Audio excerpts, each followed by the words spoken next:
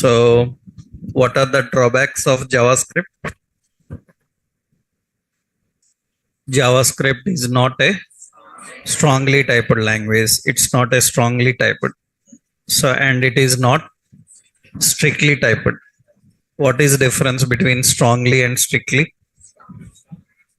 Strongly is about data type. Strictly is about rules.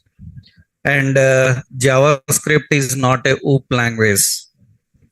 It has some features of OOPs, but it is not a OOP language. So extensibility, security level issues will be there.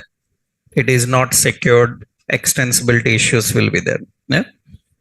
So what is the solution for these drawbacks? So better use what? TypeScript. Already we discussed that TypeScript is a solution for the issues that we are facing with JavaScript. But is TypeScript replacement for JavaScript? No. Then what it is? It is an alternative. TypeScript is an alternative for JavaScript. Why? Why TypeScript is alternative? Why it cannot replace JavaScript? Huh? Because browser cannot understand TypeScript. Browser can understand only JavaScript. So anything you write in TypeScript need to be translated again into JavaScript. That's the reason it's not replacement. It is an alternative. So after understanding those, we learned how JavaScript is integrated, inline, embedded, and external. And we discussed about the rules. What are the features and drawbacks? Now, today we are going to learn how JavaScript takes control over HTML. How CSS takes control over HTML. CSS, in CSS, we want to apply some effect to element. How CSS takes control of that element. CSS have to apply some effects to an element. How it refers? By using selectors. We learned selectors, na? So what is the role of selector? Selector allows to select any element so that we can apply some effects. So CSS takes control of HTML by using selectors. JavaScript, how it does? That's the important. That means, so how JavaScript refers HTML elements? That is the question. How JavaScript refers HTML elements.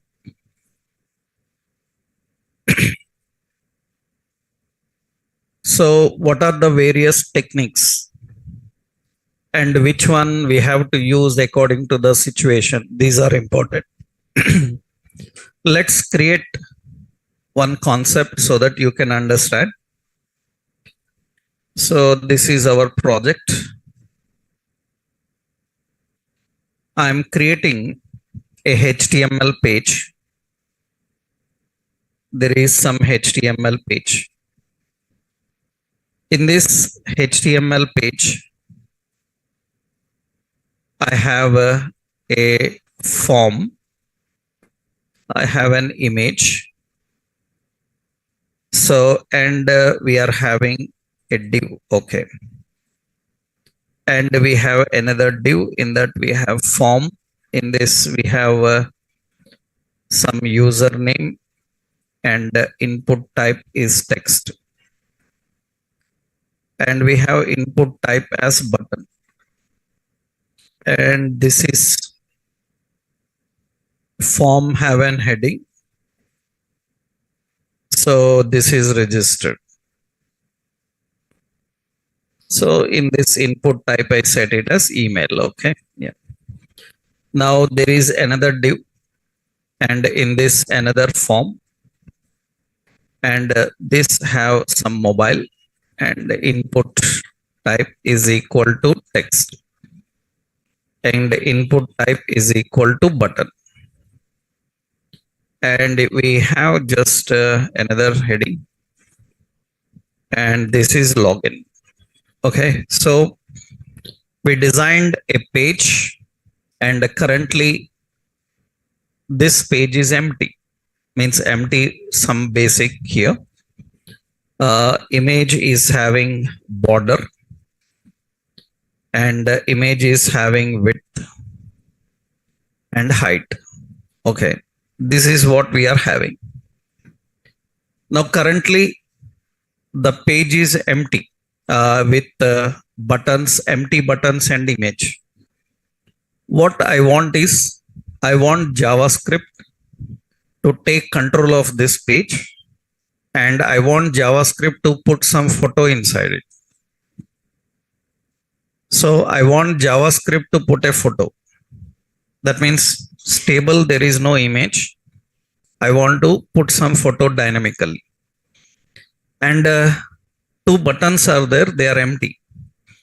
I want JavaScript to put the first button text as register and the second button text as login. We have empty buttons. So we want JavaScript to take control of this page and handle these elements. One image element and two button elements. We want to control them.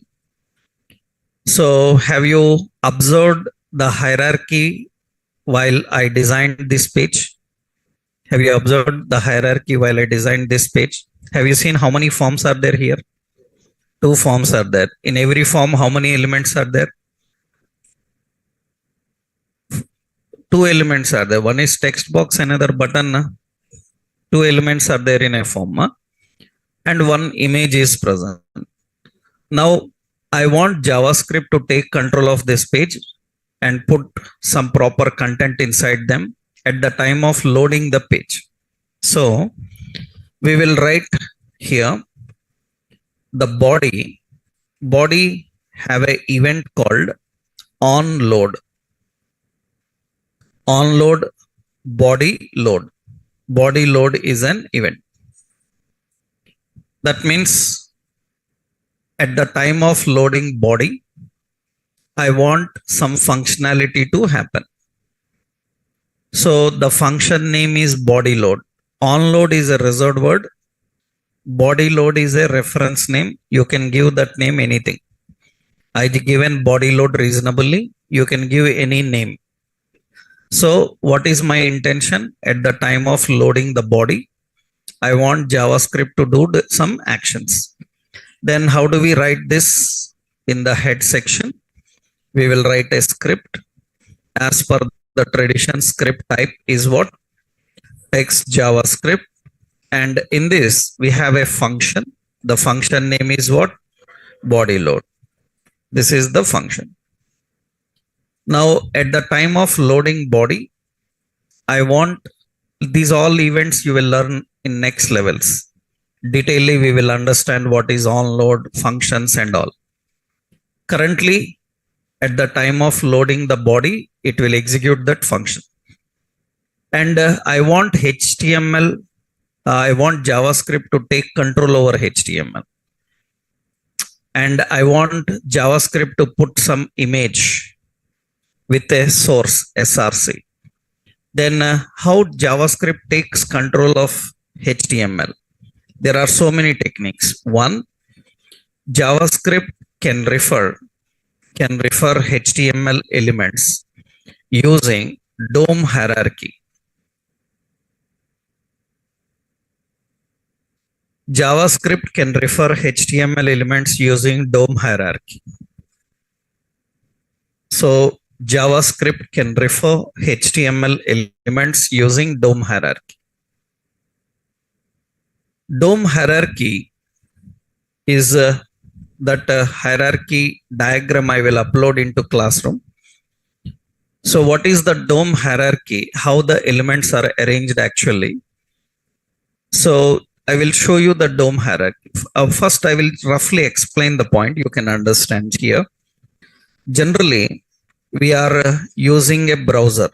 This is browser. Actually, what happens is this browser that we are currently using, this is the browser we are using. I am using some browser like Edge. This browser is referred as the parent is referred as a window. The browser is referred as a window. Now, actually, in this window, generally in this window, there will be several sub document objects. Actually, in this window, you will have navigator, you will have history, you will have location, you will have document, like this, so many. That means in the window, you will have so many things. Navigator is nothing but navigator is related to browser extensions, plugins and all. You will see later, I will explain them. This, which page we are currently using, demo.html, that refers to document. That means in browser window, you are opening a document. In this document, again, lot of hierarchy is present. In this document, lot of hierarchy is present. In this document, you will have images. In this document, you will have forms. So many things will be there inside. I given in a square brace, which means it's an array. Array means it's a collection. That means a page contains lot of images. A page contains lot of forms, lot of paragraphs, divs and all. So remember, this is called DOM hierarchy. This is called DOM hierarchy. And a very lengthy hierarchy is there. I just give an outline. Actual hierarchy of DOM will be like this. I will show you the actual hierarchy of DOM. The general hierarchy of DOM, how it looks like. So yeah, what is that? I will open this. Yeah. Let's go to some presentations I have. Yeah. And in this JavaScript DOM hierarchy. Yeah. This is the DOM hierarchy actually. This is the DOM hierarchy. That's the DOM hierarchy. How it looks like. That's the DOM. Document object model. That's the DOM hierarchy. That's the hierarchy we are having. And remember, in this DOM hierarchy, so in the DOM hierarchy, so you have window. In that window, you are having document, frames, location, history, navigator. Now spot where images are present. See the hierarchy of images. We have parent is window. In window, document. In document, images. This is the DOM hierarchy. Let's see now. That's the DOM hierarchy we are having. Let's see here. I will go to the body load, write that hierarchy. That means what is the parent? Window. In that window, we have a document. In that we have images. Images is a collection. How many images are present currently in my document? 1. Its index number starts with 0. Array index starts with 0. And in that index, there is an image. Image have a property called src. .src. And what is the source? You apply anything you want. Currently, our file is present in JavaScript examples. We have to come out of this and you need to go to public. In that we have images. I will do one thing, /, what is it? Public. In that images, some a1.jpg, or you have like fashion1.jpg, 1.jpg. I am applying, and automatically JavaScript will put a picture.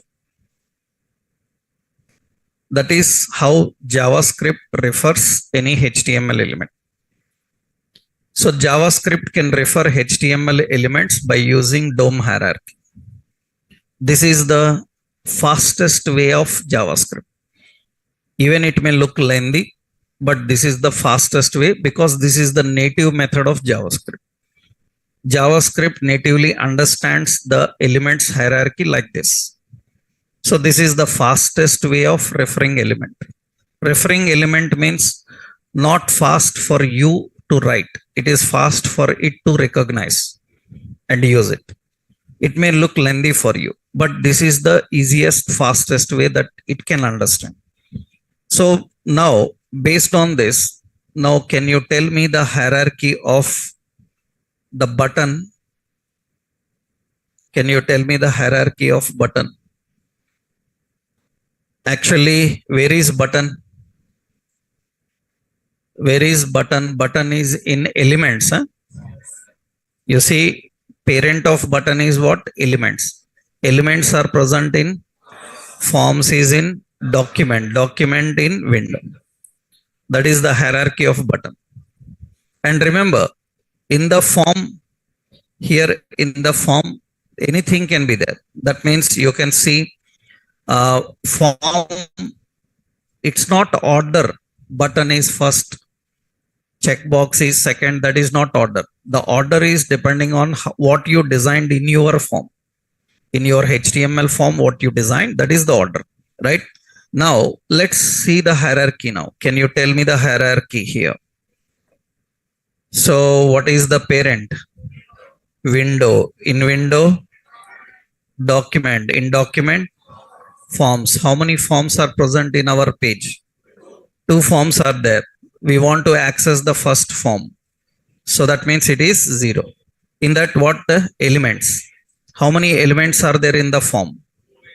2 elements. One is element means not divs and spans. Form elements. Form elements means text box, radios, buttons and all. How many form elements are present? 2 form elements are present. What is the index number of button? 1. At 0 there is a email. At 1 it is a button. So to access the button we have to use 1. And it is a HTML4 button. I used input type button. You have HTML5 buttons also. For that, different approach is there, I will tell you. Not approach, different syntax will be there. If it is a HTML4 button, how to put a value inside that button? You have an attribute called what? Value. Button have an value. Image have a src. Button have a value. What is the value? I will give as what? Register. And you can see that it is going to apply that register here. What is it? Forms elements of 1 and it is registered. So it should get that and display. Let's load this. And it will get that register. So JavaScript takes control of image and button. Now tell me the next button I want as login. How do we define it? We have window dot document of forms 1. In that what? Elements of 1 and it's a value. Value is what? Login. Then you can see that it is going to apply. That is the first way how JavaScript refers any element. Any element you can refer like this. So that is the basic reference technique of JavaScript. It refers elements by using the DOM hierarchy. DOM hierarchy. So syntax, actually the DOM hierarchy looks like this.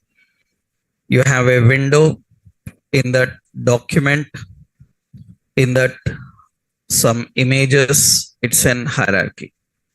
Window dot document dot forms, in that elements is one another hierarchy, like that. JavaScript can refer HTML elements by using DOM hierarchy.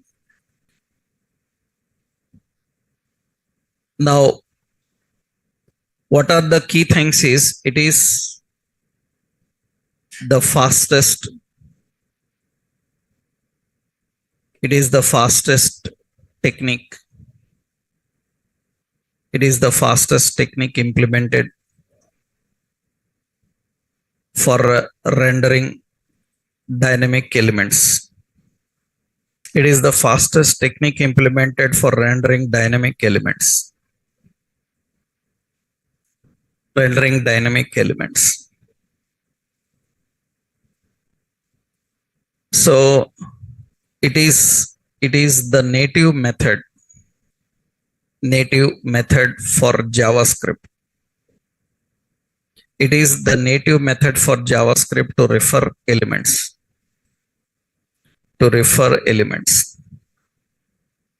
But what is problem? Here one problem is there. Everything looks good, but the problem is referring elements using index is always a problem, because later one more element is added before it, after it. Some changes happened in the position. We removed form from one place and kept in another place. Then automatically index number will change. That means later if design changes, then index number changes. That means every time when you change the design, you have to change the index. That is not good. But this is good if you are not changing the design and you are trying to access without changing the design. That's very good. But if you are changing the design, this is not great. Why? Because see what happens.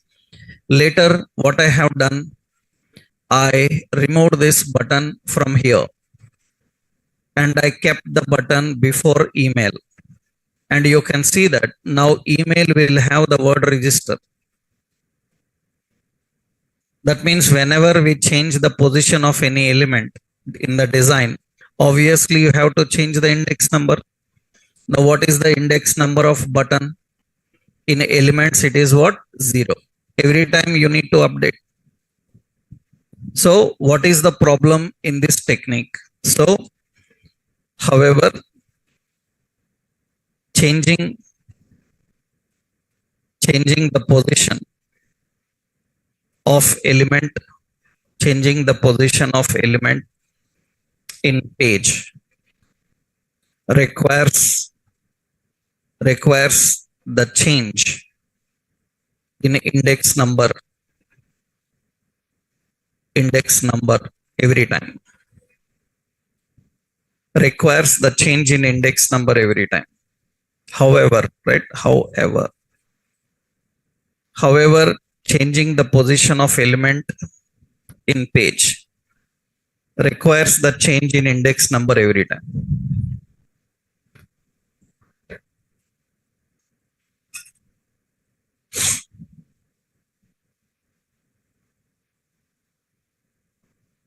So that is the issue with referring using index numbers. Referring using index number is always a problem. But if you are designing a page where index number means where design doesn't change regularly, it's a fixed structure, then it is good. You can try this. And accessing index number is very much good in later testing also, because when we are testing a page, we want to access all elements 1 to 10. Then you can simply write a looping statement using the index number reference iterations. You can read all elements simply. So you know programming logics. In programming logic, you can write a simple for loop and you can read all the elements using the index. That will be more faster and easier. For such situations, that is good. This is example for that. I will give an example of this. I will copy and I will put this example. This is refer by using what? DOM error. So there is another technique. Second, there is another technique. So JavaScript can refer HTML elements by using a reference name. JavaScript can refer HTML elements by using a reference name. You can refer HTML elements by using a reference name.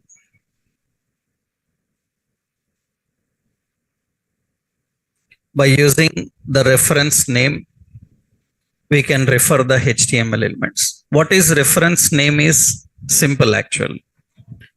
For let's clean up this code. Let's clean up this code. I will remove this. Okay. I will keep this button as this. You see, again, everything is empty. Again, everything is empty. There is no image, no buttons, nothing. Now, refer by name is very simple. Refer by name is nothing but, let's see. We will go and give here image is having a name called pic. Image is having a name called pic. And a form having a name called some FRM register. And email have a name called txt email. And button have a name called btn register. btn register. So btn register is that. btn register. And here you see, same I am giving, this is another form. So we have a name called FRM login. Here we have a name called txt name. Okay, this have a button, have a name. Every element is having a name. What is it? btn login. Every element is having a reference name. It's very easy. So what you can do is go to the body load. What is the image name? What is the image name? Pic. Pic.src is equal to / public / images / some fashion2.jpg. I'm applying like this and automatically it applies. That's more simple. That means you don't need to follow any hierarchy. No hierarchy, nothing. Just refer by name. So every element can have a reference name and you can refer the elements by using that name. That's very simple. You don't need any index numbers and all. What is good? You can access elements directly by name. And any change in the design doesn't affect because the name is used as reference. What is bad? So many drawbacks are there. One bad about name is multiple elements can have same name. You already saw radios, 3 radios have same name. Then how? Name can be common for multiple elements, then this will fail. If there is another element with the same name, then it will fail. It will not work. And name can be common for several elements. Not only that, another point is you cannot refer any child element directly without referring to its parent. You cannot refer any child element directly without referring to the parent. That means, for example, I want to refer the button. What is the name for button? What is the name for button? btn register. So here I am accessing it. btn register dot value is equal to register. I am just giving because it's a button have value. And you can see that it's not working.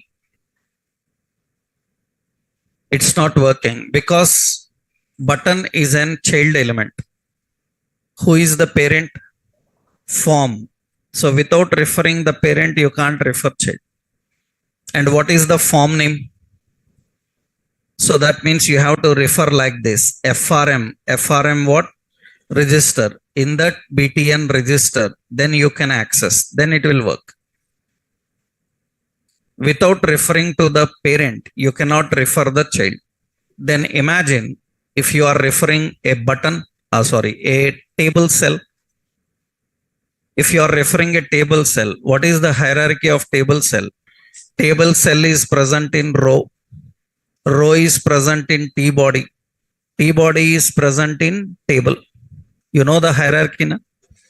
Table have T body. In T body, you will have row. In that row, cell. So can I access the cell directly? We cannot access the cell directly. You have to follow the complete hierarchy. That's difficult. But if there is no much hierarchy and elements are independent, there is no problem with same names, then this is the best way. That means you can use reference by name. How to refer the next one? You have to refer the next one. FRM what? Login. In that what? BTN login. In that value. I will give the value as what? Login. You can refer by using name. So refer by IDs. Refer by DOM hierarchy. Another one is refer by name. So what is the concept here? So what is the concept here is every element can have a reference name. Every element can have a reference name. So img some name is equal to pick. Every element can have a reference name. JavaScript can access using reference name. JavaScript can access using reference name. That means pick.src is equal to some fashion.jpg something. JavaScript can access using the reference name. But what is the issue is you cannot access any child element directly without referring to its parent. You cannot access any child element directly without referring to its parent. That's mandatory. That is one problem. You cannot access any child element directly without referring to its parent. Another problem is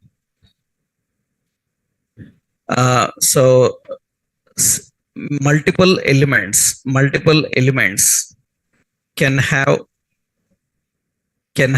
same name. Multiple elements can have same name. Then JavaScript ignores the element.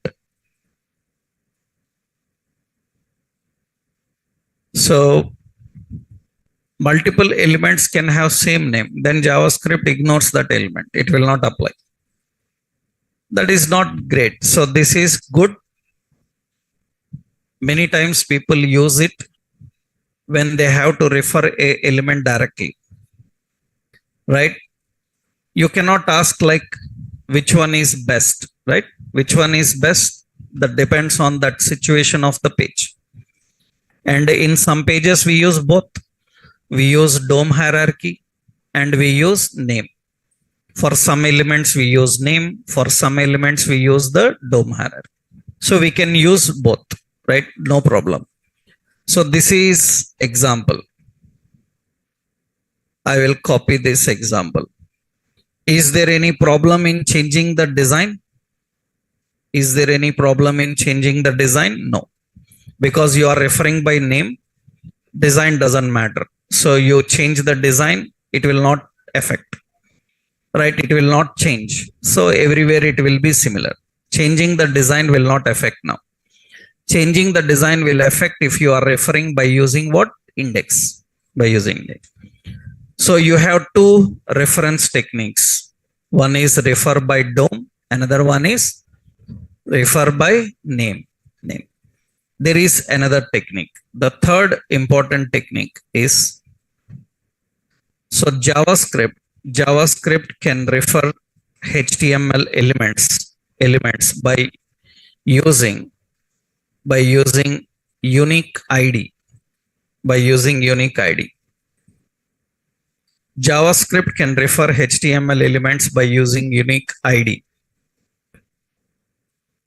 What is good about this is unique ID is you can access element directly from any level of hierarchy. You can access element directly from any level of hierarchy. You can access element directly from any level of hierarchy. That means no need to refer the parent. You can directly access element. You don't need to refer the parent. Without referring to the parent, you can access directly. So JavaScript can refer elements by using ID. Actually, for that, it provides a method.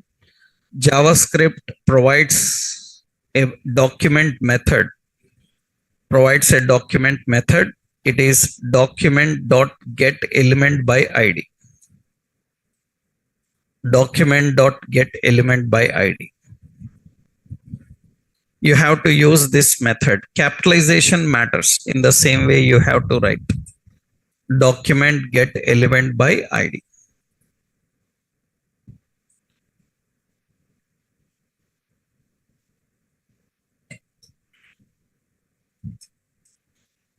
So what is advantage of this?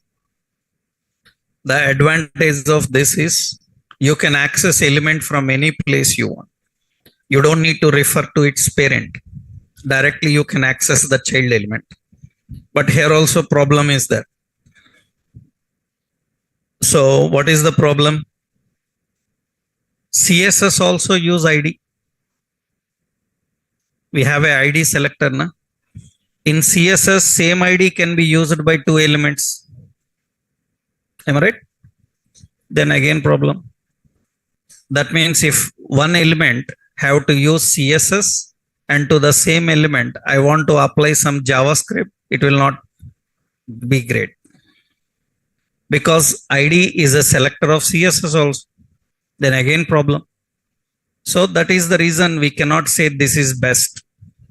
Because many times when you are learning JavaScript, you will see this majority. You will see get element by ID majority of times people using. But that is their situation. You cannot say that this is majority used everywhere. Right? So why it is having a problem? Because ID selector is used by CSS also. Then again issue will be there.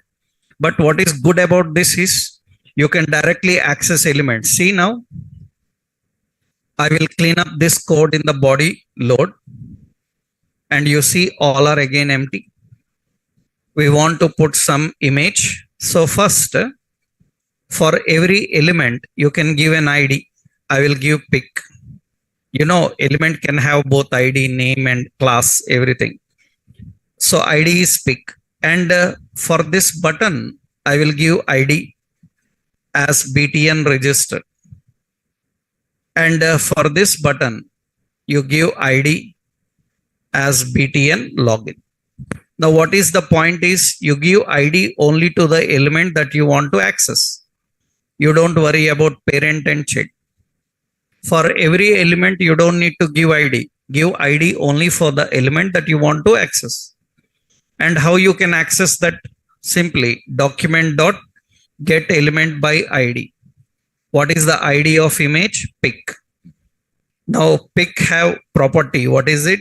src is equal to images some public. So /public/images/some fashion3.png like this I am giving, and you can see that image comes. You can access anything directly. Now, if I want to access register button, document.getElementById, what it is? btn register dot value. It is what? Register. Without referring to the form, you can access the button. You don't need to refer the form. You can directly access the element.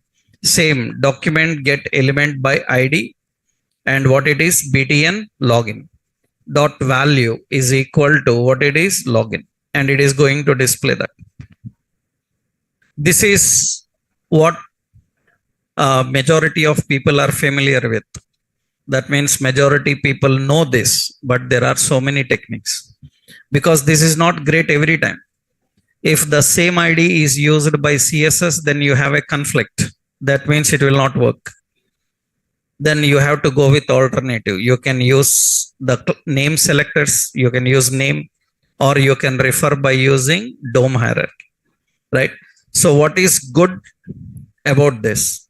You can access element directly from any level of hierarchy.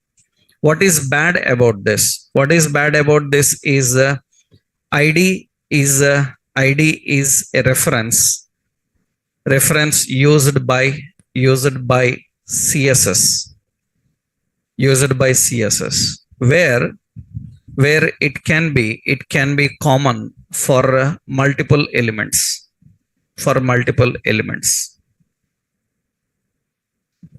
so hence id is also have issue in manipulating elements. Hence id also have issues in manipulating elements. Hence id is also having issues in manipulating elements. That is the problem. So you cannot depend on that. You cannot depend on id. Syntactically, suppose you have an image with an id, then you can access document dot get element by id. So that is pick dot src and some path.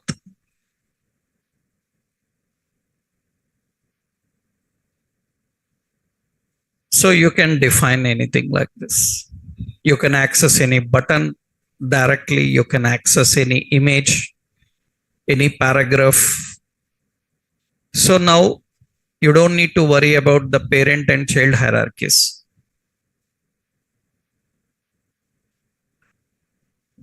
So you have three techniques now. You can refer with DOM hierarchy, you can refer with name, another one you can refer using ID.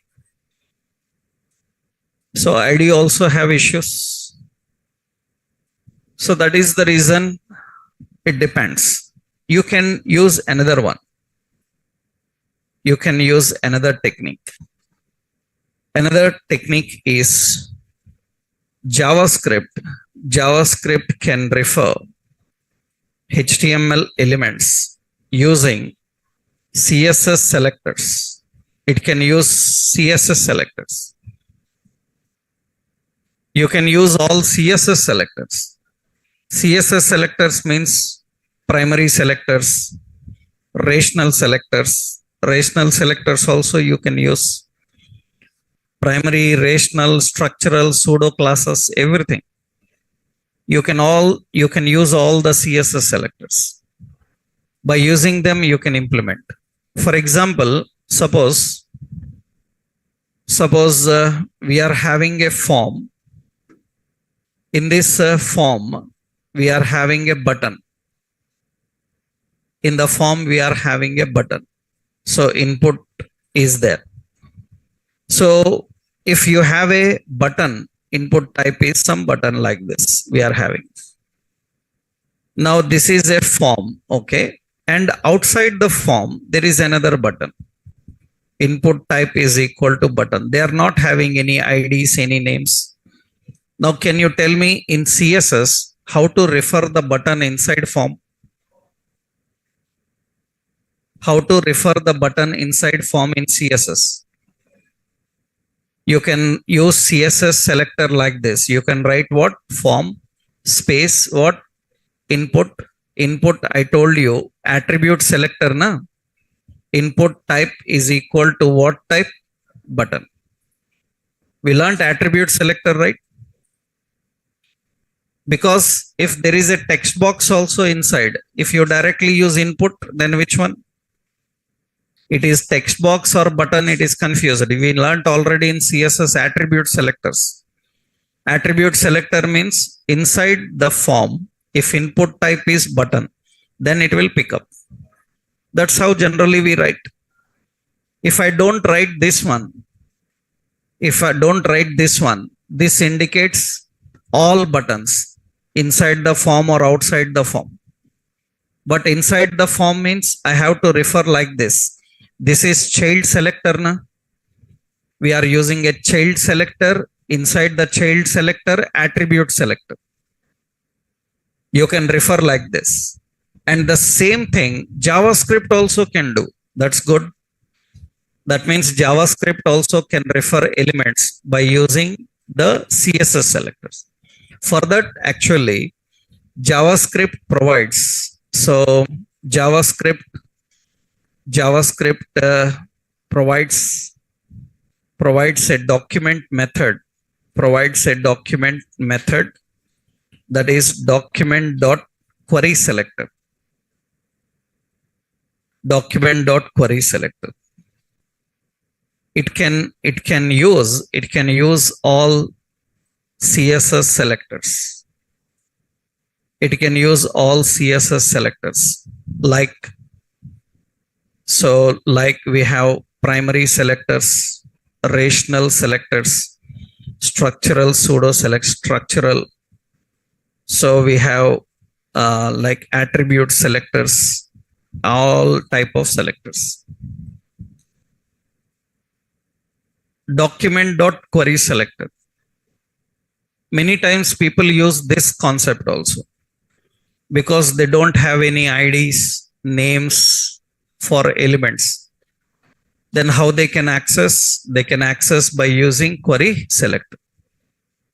We can use primary selector. Primary selector means type selector, ID selector, class selectors. You can use them. For example, see here, suppose I will clean up this code again. Let's clean up this code. ID related code I given a no. ID related code I will give. Example code. This is related to ID. Okay. Now here I will clean up this logic. And again everything is empty. Now image is not having any ID or name. Image is not having any ID or name. Then how we can access that image? In CSS, how to access an image which is not having an ID or name? We can use type selector, na? Type selector, by using type selector. So what we do is document dot what? Query selector. What is the type? Type is what? IMG. That's it. Dot src. Src is dot public images / some fashion dot jpg. You can see this is going to apply. Oh, some name. Fashion1, right. Fashion1.jpg, it will apply. This time there is no ID, there is no name, there is no DOM hierarchy by using CSS selector. Okay. For example, now I want to access this button. So you have a button. This button is not having ID and name. But it is having a class. Class as some btn login. That is the class. Why I used this class? To apply some effects. For CSS, we used that class. That means what we will do? We will write a style. How we can access .btn what? Login. And here we are defining some background color as some yellow. You can see there is a background color for that.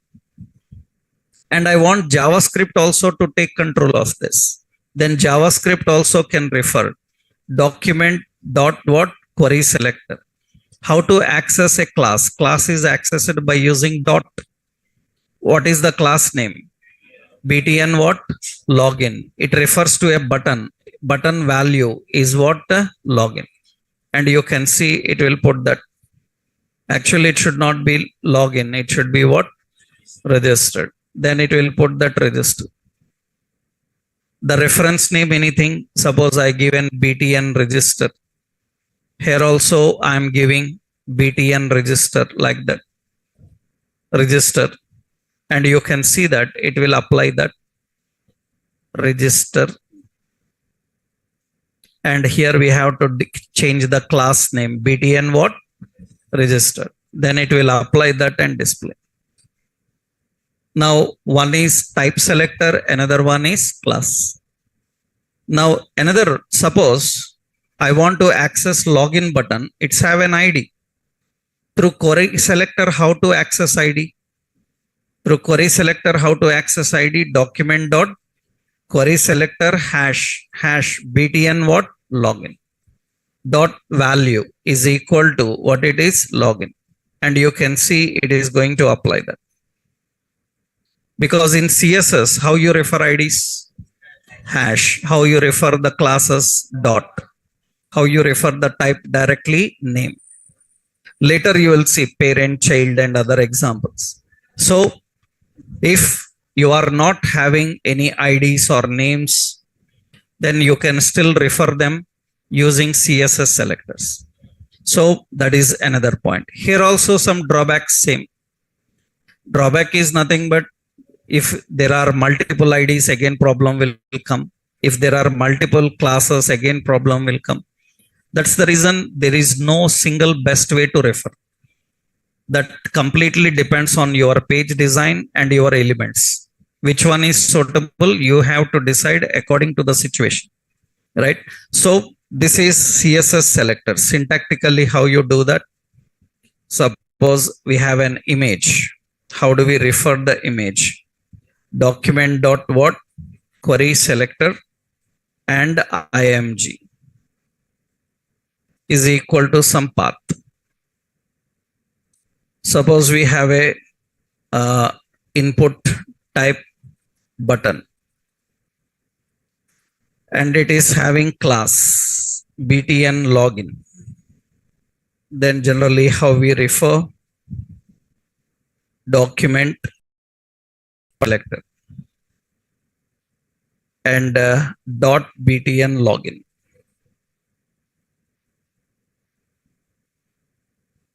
Like this. You can refer by using the class ID, name, descendant, anything.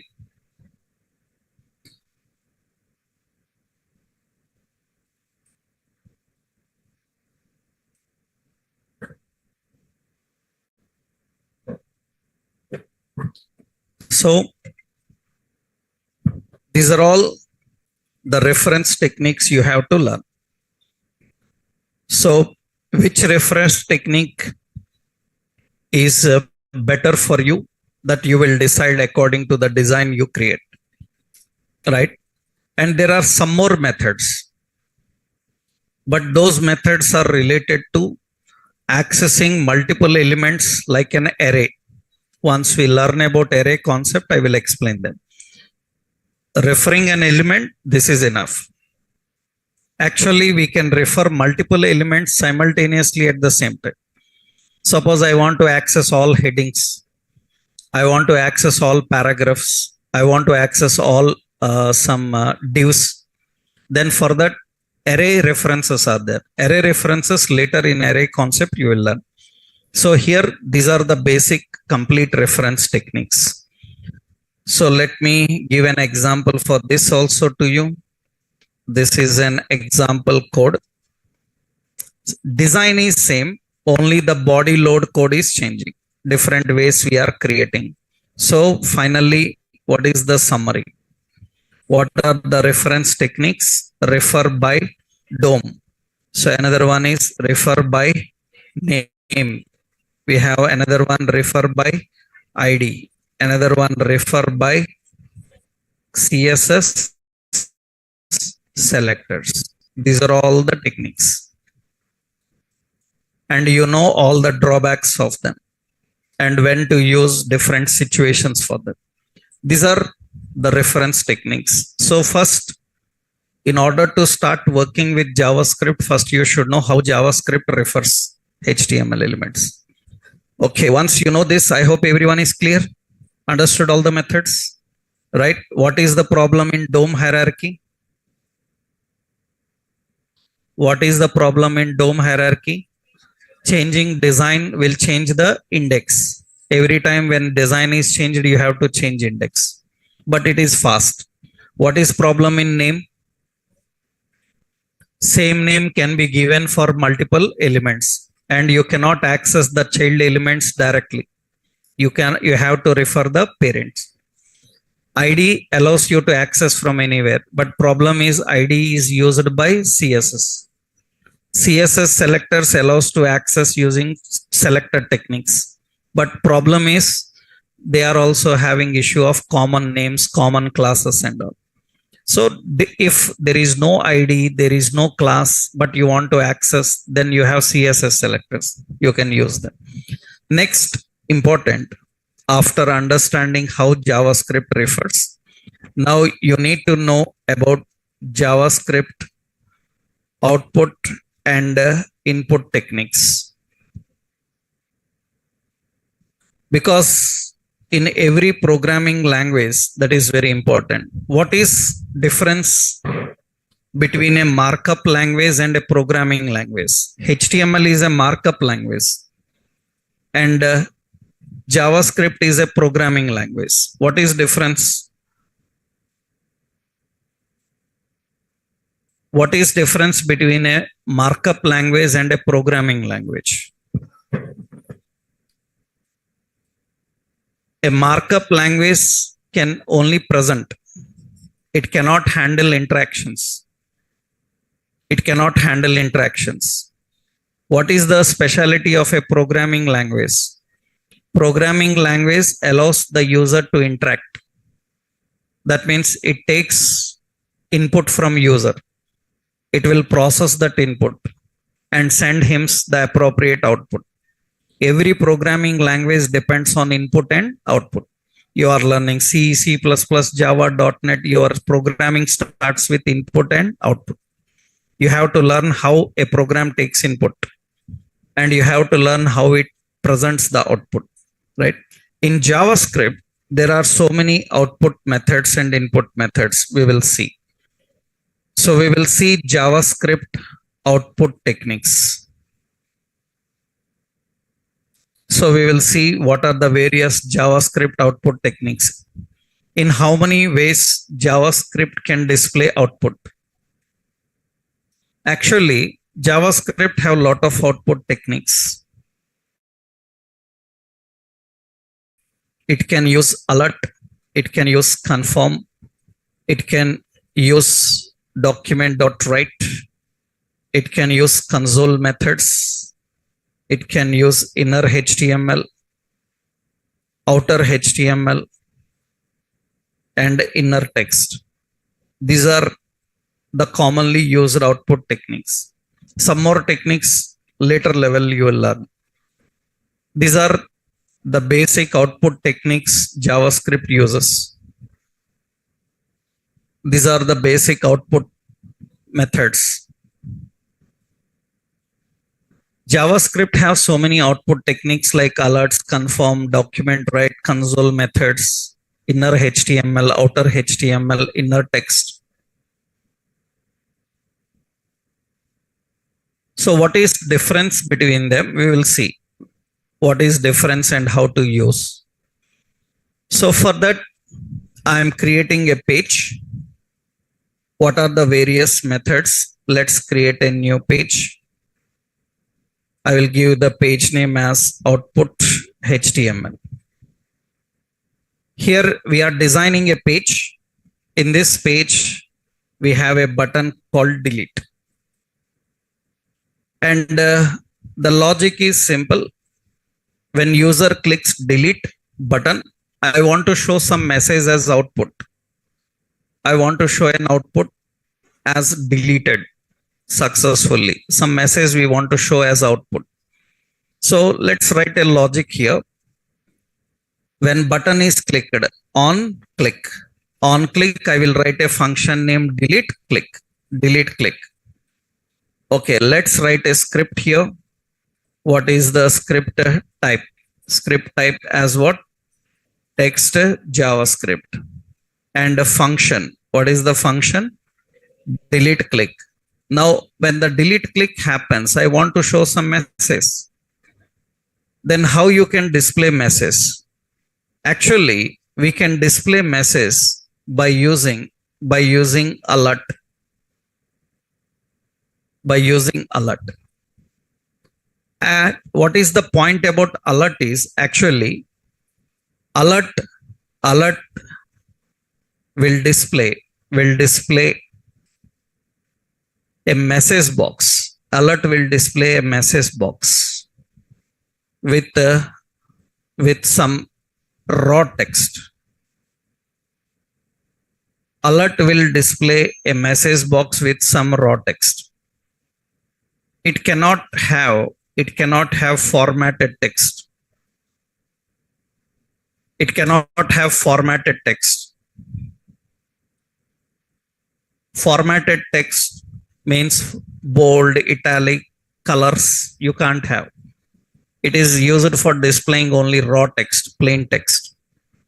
And very important is it will not allow user to cancel. It will not allow user to cancel. User have to confirm with OK and continue. There is no cancel.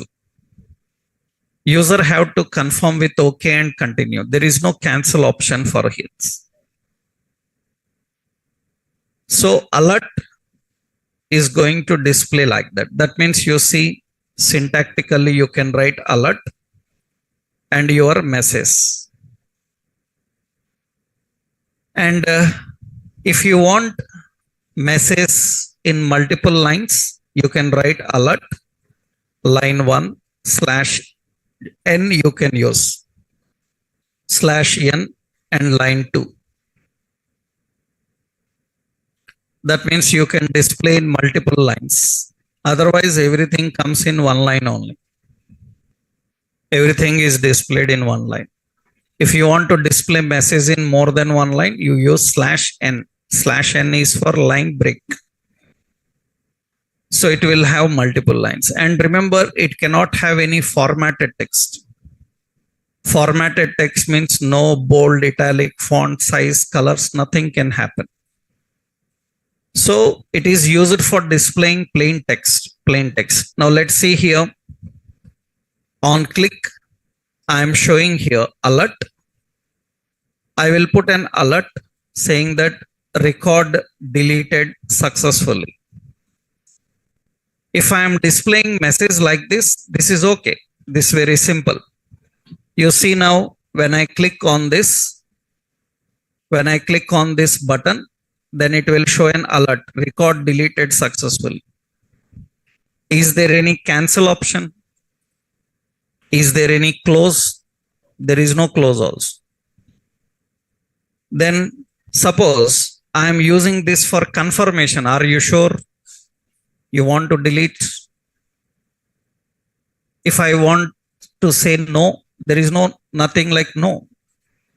That means it is for mandatory confirmation. If you press escape, it is equivalent to OK. When you press escape, it will disappear, but escape is equivalent to OK.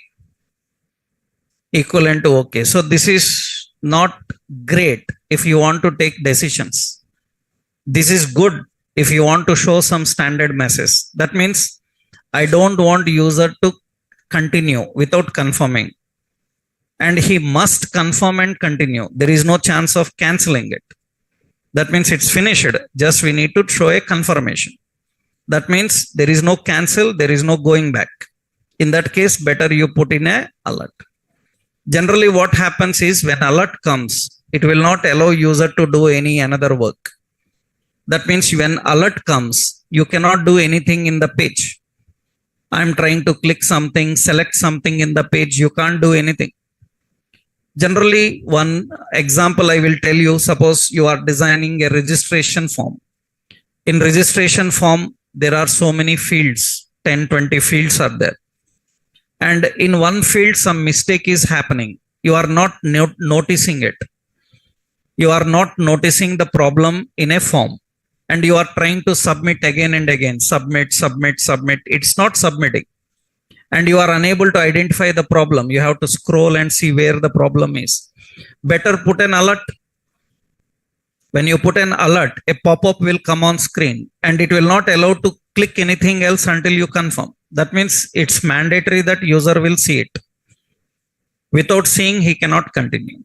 For such things, alert is good. But if you want to cancel, this is not great. This is not great. For canceling, you have another option. What is that option? You can use a confirm. You can use a confirm. Confirm, it is similar to alert. It is similar to alert, but allows to cancel. But allows to cancel. It returns a Boolean result. So that is true. So on OK click, and false on cancel click. So the result of that confirm is a Boolean, true or false. If they click OK, then it returns true. If they click cancel, then it will return false. Confirm is same like alert. But it allows to cancel. And see here, just I will change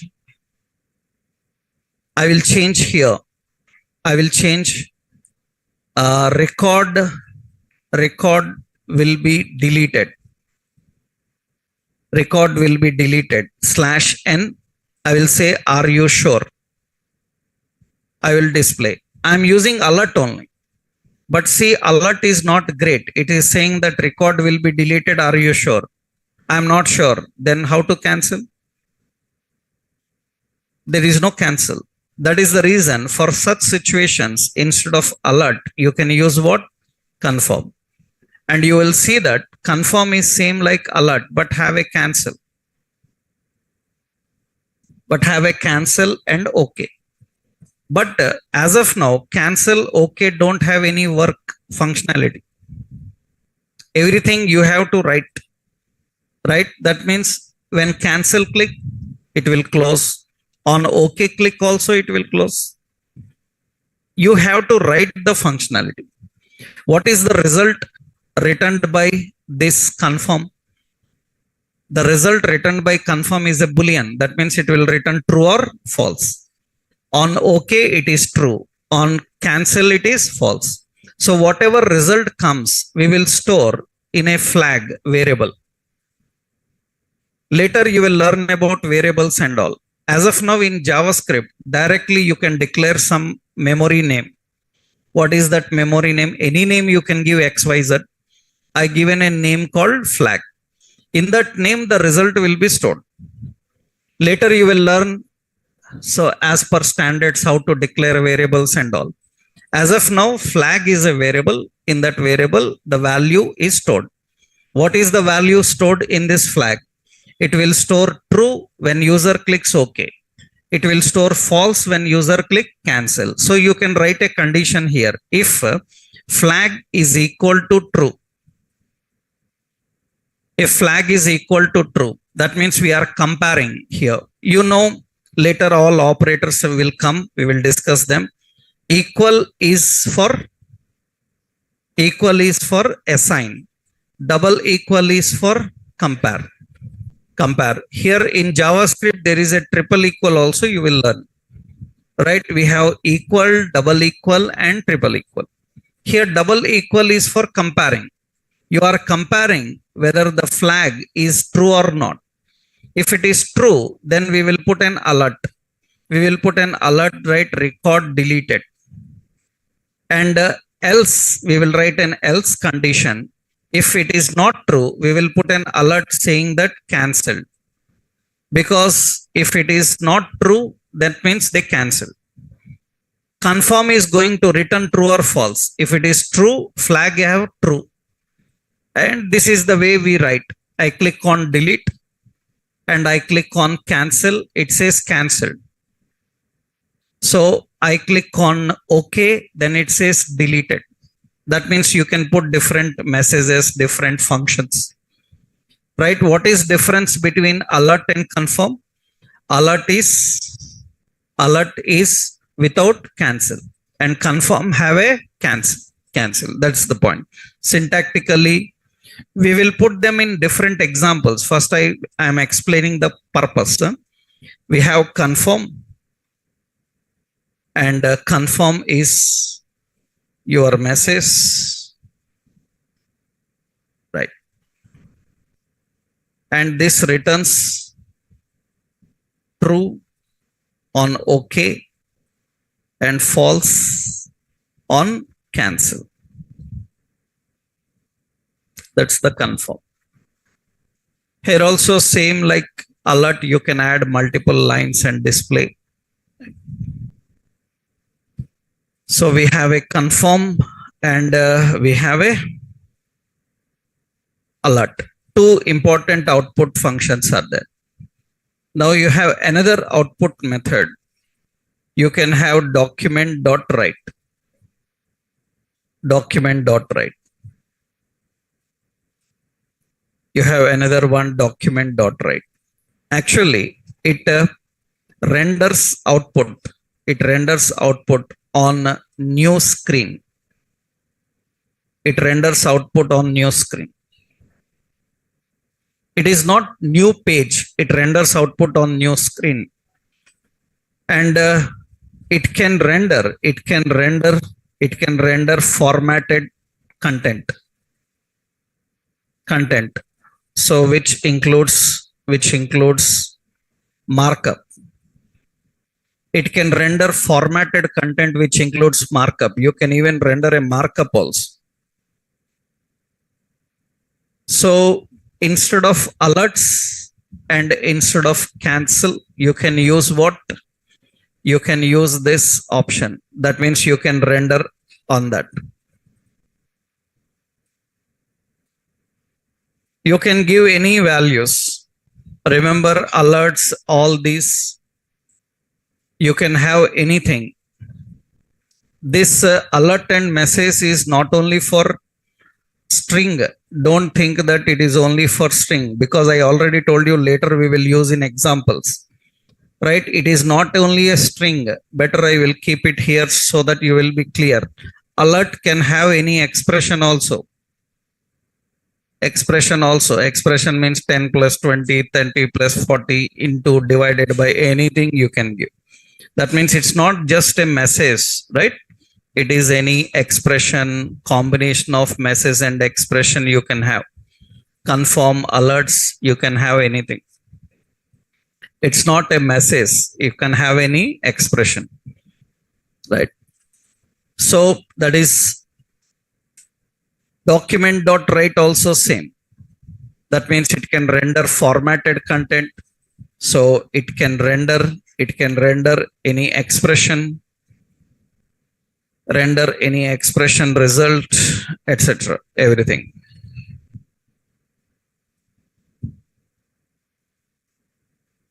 So document.write is used to present output on a new screen. It will be on same page, but it will be on a new screen. For example, see now, just this concept I will put here. When user clicks OK, instead of alert, I will put here document.write. So record deleted. This message we are giving. And you see now, when I click on this, what will happen? Delete. And it is going to display, are you sure? I say cancel, then it will stay cancelled. There is nothing happening. If I say delete and I say OK, then it will display record deleted. On a new screen, it is going to present. And here you can present anything you want, any markup you want. That means here I will keep a font, I will keep a bold. So, and put this message with bold and close the font. And font have size. So some 3 or 4 I am giving here. And the font have a color. Color is what? Red. And here I'm using a BR. I'm adding an anchor. I'm adding a back. This have a href. Href is having output.html, which is same page. And you can see that now when I click on delete and say OK, all the format will come. So you can render a format, you can render some markup, and you click on back, then it is going to go back and display the same. You can render anything you want, right? Any expression, any result, anything you can configure that. So we are just displaying here the message on a new screen. And for that, you have the option document.write. Document.write on a new screen syntactically, document.write. So you can have your message, so or markup or expression. You can put anything you want here. And very important is document.write. So here one note is you cannot use /n. So you have to define using BR. For line breaks, you have to use BR. Markup you have to use. /n is only for RC type. When you are using alerts and confirm, for new line, we have to use /n. And here for new line, because you are presenting inside the page. Inside the page, new line is not /n. Inside the page, it is displayed using BR.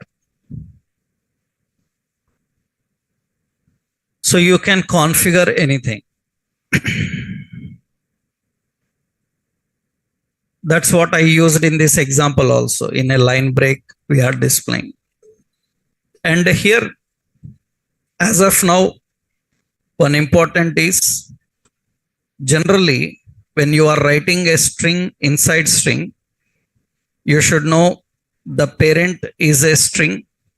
In that child, you have to write in single quote.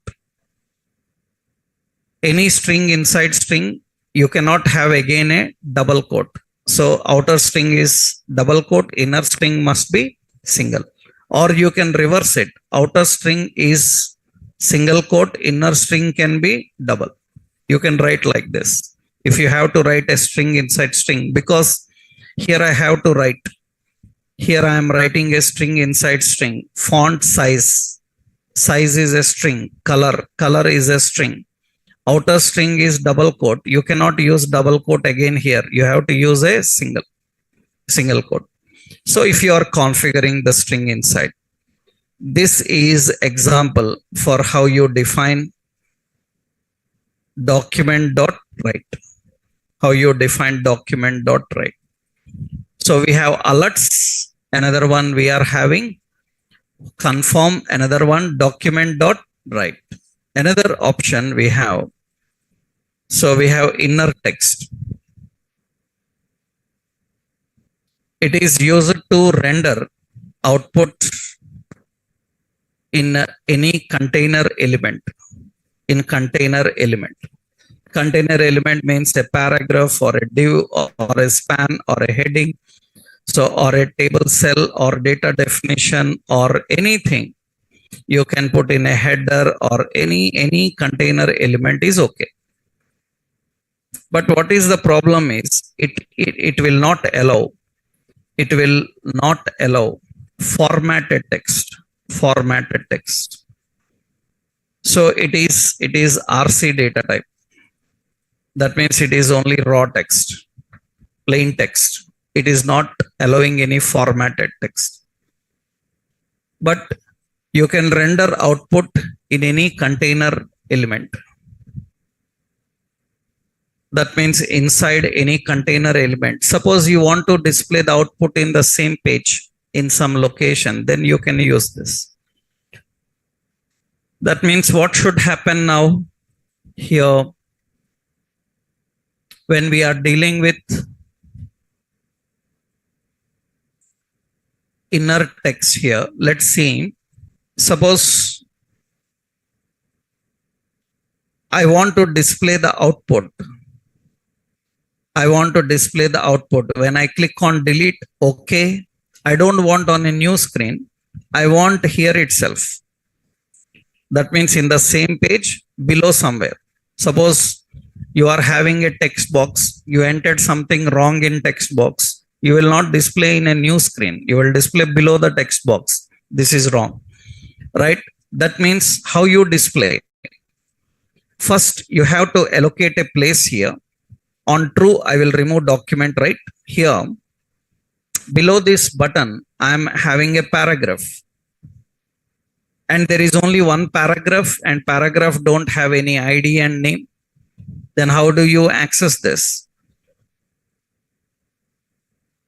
When it is true, how to access the paragraph? Document dot what? Query selector. I can use what? P. Because only one paragraph is there, I can directly access. You can put a paragraph or a div or a span, any container. And inside paragraph, how to display? Paragraph, is it having any value? Paragraph is not having any value. Text box buttons will have value, but paragraph is not having value. Then inside paragraph, how you will display? By using inner text. So by using inner text, we have to use inner text. Inner text is equal to, say, record deleted. This message we are giving. And you see now, you see here when I click delete and I click OK, record deleted will be displayed there. In the same location, we want to display the message. Anywhere in a heading or a paragraph, any element you can do. But what is problem with inner text? It will not allow formats. Suppose I want to display in bold. I want to display in bold, record deleted. Then you can see that delete and OK, it will not display. It is plain text. It cannot display the formats. And if you want the formats, then better you can use another option. Instead of inner text, you can use similarly inner HTML. Inner HTML, inner text, both are similar. Inner HTML will support all the formats. Inner text will not support the formats. That means it is similar. It is similar to inner text, but allows all formats. It allows all formats. You can render markup. You can render markup using inner HTML. So syntactically both are similar. So we have document dot query selector, and we are accessing a paragraph, and in that inner text is equal to some deleted, something like this. And document dot query selector, suppose I am accessing a div, in that we can put inner HTML. Here we can put deleted, bold, italic, whatever styles you want, you can apply inner HTML, not in inner text.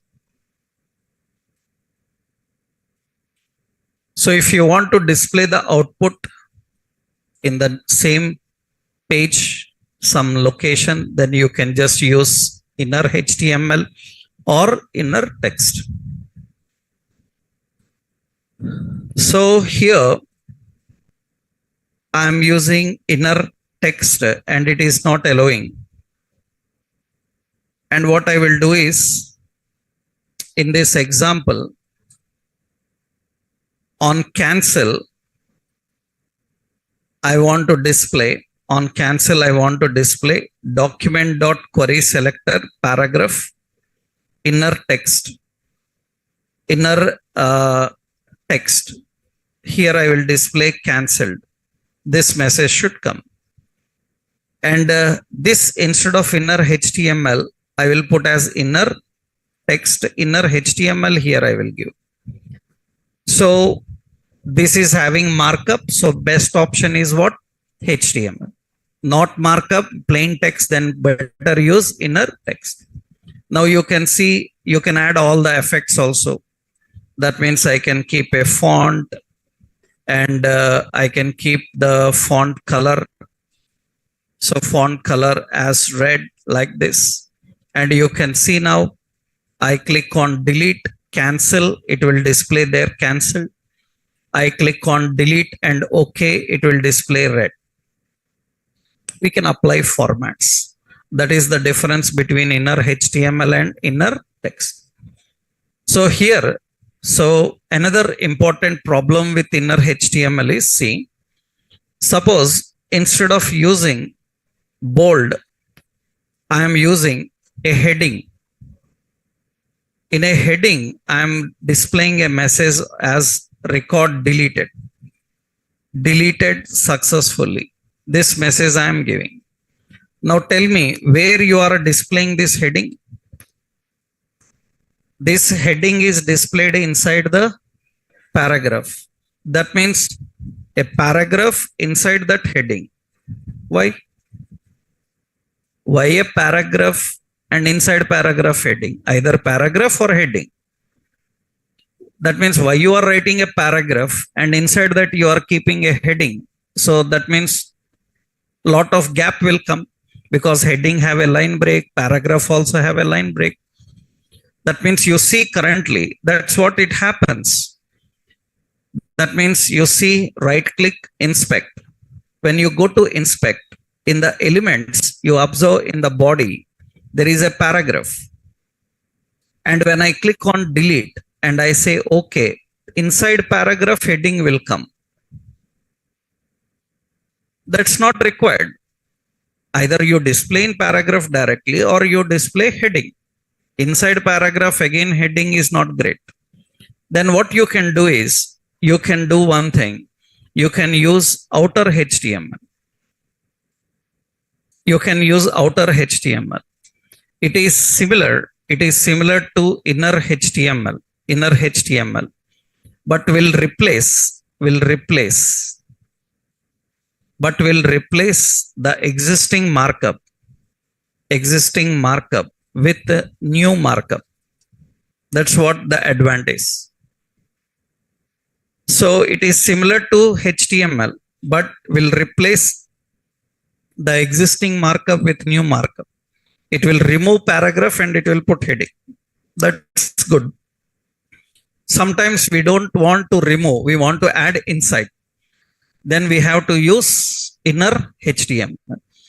We want to remove that and we want to add this because that is no longer required for us. Then you can use outer HTML. That means now what happens here, syntactically, document.query selector, and you have a paragraph. In that we have written outer HTML is equal to heading welcome. Then paragraph will be removed and welcome will be added with heading. The paragraph is replaced with that. That's what outer HTML is.